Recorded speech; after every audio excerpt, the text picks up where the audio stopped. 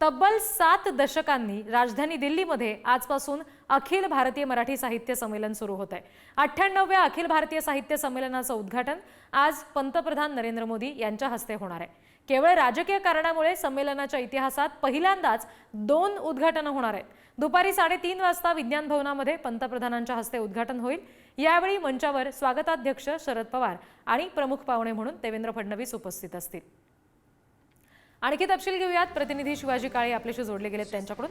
शिवाजी, साहित्य संमेलनाच्या दृष्टीने दिल्लीमध्ये सध्या काय वातावरण आणि प्रत्यक्ष ज्या ठिकाणी हा सगळा सोहळा संपन्न होतोय, संमेलन संपन्न होतंय, तिथे नेमकी कशी तयारी आता? अत्यंत दिव्य असा सोहळा, या सोहळ्याला सुरुवात झाली आहे। ग्रंथदिंडीला ही सुरुवात झाल्याचे पाहायला मिळते। महाराष्ट्राची लोककला या ठिकाणी सादर करताना पाहायला मिळतात लोक। ग्रंथदिंडीची ही जी सुरुवात आहे ही लोकशाहीचं मंदिर ते साहित्याचं मंदिर अशा पद्धतीने सुरुवात झालेली आहे। आणि आपण हे दृश्य पाहू शकतात की राजधानी दिल्लीमध्ये फुगडी असो, त्याचबरोबर इतर कला असो, या सगळ्या कलांचं दर्शन दिल्लीकरांना या ठिकाणी आपल्याला पाहायला मिळत आहे। मोठा आनंद उत्सव जो आहे तो या ठिकाणी पाहायला मिळतो। आराधी असो, त्याचबरोबर जी महाराष्ट्राची फुगडी आहे, ती कला आहे, ती या ठिकाणी आपल्याला पाहायला मिळते आहे। तर अशा पद्धतीने राजधानी दिल्लीमध्ये ही जी दृश्य आहेत ती लोकांसाठी एक वेगळा आनंद उत्सव, मराठमोळं हे देखावा जे आहेत ते या ठिकाणी आपल्याला पाहायला मिळत आहेत। लहानांपासून तर थोरापर्यंत वेगवेगळ्या प्रकारे आपली मराठी माणसाची कला जी आहे ती या ठिकाणी दाखवण्यात येत आहे। तर एकंदरीत जर आपण पाहिलं तर मोठ्या प्रमाणात आनंद उत्सव जो आहे तो या ठिकाणी पाहायला मिळतो आहे। तर या सगळ्याच्या दृष्टिकोनातून जर आपण पाहिलं तर हे दर्शन दिल्लीकरांना क्वचितच पाहायला मिळतं। 70 वर्षाहून अधिक कालावधी जो आहे तो लोटलेला आहे। तर त्यानंतर राजधानी दिल्लीमध्ये मराठी साहित्य संमेलन पार पडते। अखिल भारतीय मराठी साहित्य संमेलनाच्या या सगळ्या पार्श्वभूमीवरती जर एक विचार केला तर अभिजात भाषेचा दर्जा मराठी भाषेला मिळालेला आहे। त्या दृष्टिकोनातून या साहित्य संमेलनाला एक वेगळं महत्त्व प्राप्त होत आहे।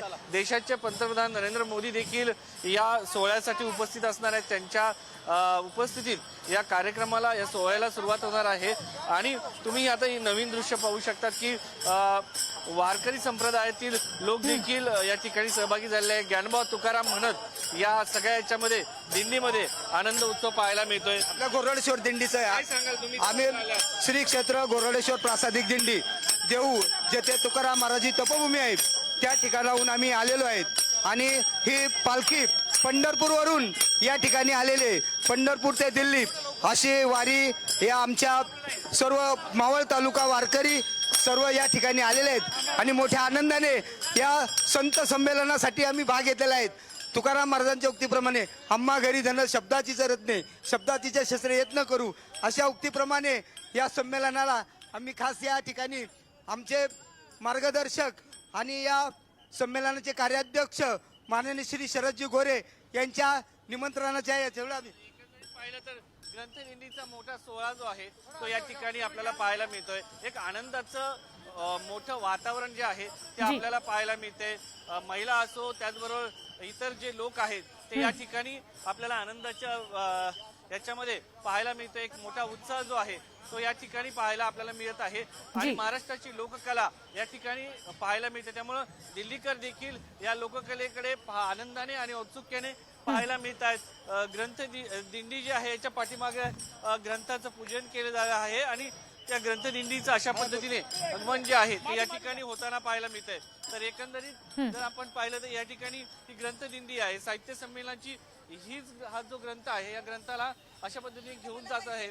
महिलांच्या डोक्यावरती तुळस आहे आणि अशा पद्धतीने या ठिकाणी लोकांना घेऊन जे आहे ते जात आहे। तर या ठिकाणी आपण जर पाहिलं तर मोठ्या प्रमाणात लोक जे आहेत ते देखील सहभागी झालेले आहेत। महिलांच्या डोक्यावरती तुळस आहे, तर अशा पद्धतीचं लोकांच्या हातामध्ये विणा आहे। तर अशा पद्धतीचं एक मराठी संस्कृतीचं साहित्याचं दर्शन या ठिकाणी आपल्याला मोठ्या प्रमाणात पाहायला मिळत आहे। सावित्रीबाईंचा वेश परिधान करून देखील इथे ताई आल्या आहेत। मी साताऱ्यातून आले आहे। जयश्री गणेश माझगावकर समाज प्रबोधन करतोय सावित्रीबाईंचं। माझी मुलगी काय सांगते ऐका। माय सावित्री आमुची आम्ही ती जागले की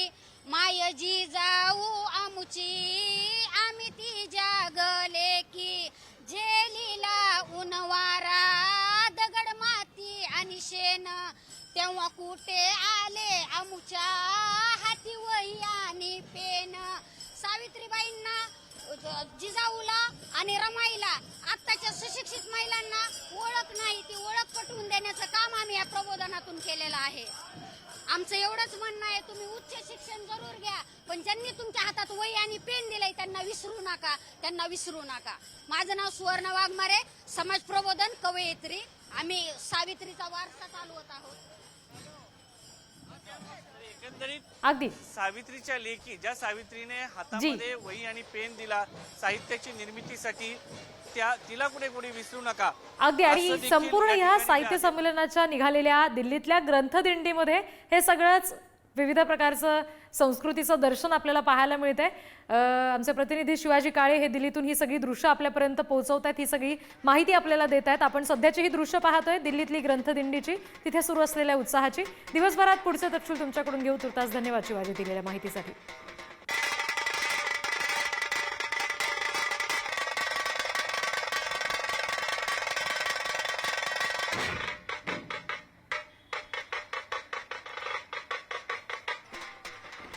Con